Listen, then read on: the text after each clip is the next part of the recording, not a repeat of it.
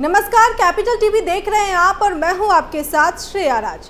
Samajwadi party के नेता ST Hasan ने मोदी मंत्रिमंडल में एक भी मुस्लिम चेहरे को जगह नहीं दिए जाने पे केंद्र सरकार पे निशाना साधा है। उन्होंने कहा कि आजादी के बाद ऐसा पहली बार हुआ है जब केंद्रीय मंत्रिमंडल में एक भी मुस्लिम चेहरा नहीं है। ये अफसोस की बात है। साथ ही उन्होंने पीएम मोदी को लेकर भी बयान दिए हैं। तो चलिए आपको बताते हैं आखिर पीएम मोदी को लेकर क्या कुछ कहा है एसटी हसन ने। जानने के लिए देखिए हमारी एक खास रिपोर्ट।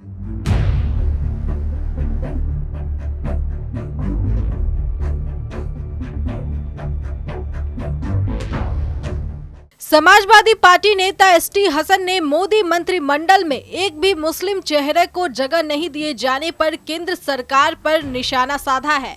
उन्होंने कहा कि आजादी के बाद ऐसा पहली बार हुआ है जब केंद्रीय मंत्रिमंडल में एक भी मुस्लिम चेहरा नहीं है।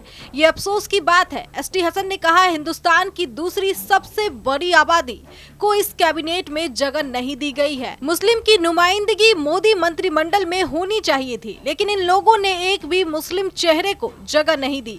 हालांकि इससे पहले प्रधानमंत्री नरेंद्र मोदी द्वारा दिए गए बयानों से हमें बेइंतहा तकलीफ पहुंची है।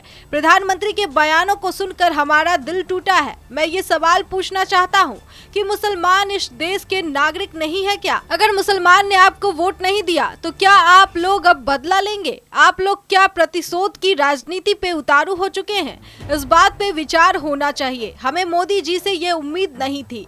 इसी के साथ उन्होंने अखिलेश यादव को लेकर कहा कि मुझे रामपुर से चुनाव लड़ने के लिए कहा गया था, लेकिन मैंने मना कर दिया। मेरे मना करने की वजह आजम खान थे। मैं उनके चुनावी क्षेत्राधिकार में किसी भी प्रकार का हस्तक्षेप नहीं करना चाहता था।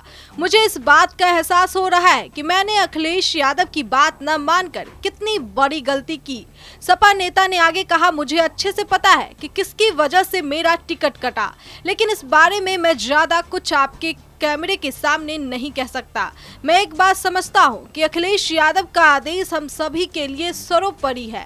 मैंने एक गलती की है कि मैं रामपुर से चुनाव नहीं लड़ा, लेकिन निकट भविष्य में वो जो भी आदेश देंगे वो मेरे लिए सर्वोपरि होगा। मैं आज समझता हूं कि मुझे अखिलेश यादव का लिहाज रख लेना चाहिए था। उन्होंने आगे कहा, मैंने इतने सालों तक सांसद रहते हुए संसद में अपने लोगों के पक्ष में आवाज उठाई है, लेकिन आज मैं किसी कारणवश सांसद नहीं रहा, जिसका मुझे अफसोस है। मगर मेरी ख्वाहिश है कि मेरी पार्टी मुझे किसी भी तरह से संसद में जगह दिलाए ताकि मैं अपने लोगों के पक्ष में आवाज उठा सकूं। मैं एक बात फिर से कहना चाहता हूं कि अखिलेश यादव जी का जो भी आदेश होगा वो अब से मेरे लिए पत्थर की लकीर है। वो आदेश मेरे लिए मान्य होगा। मैं उसे हर कीमत पे स्वीकार करूंगा और उसी पर चलूंगा।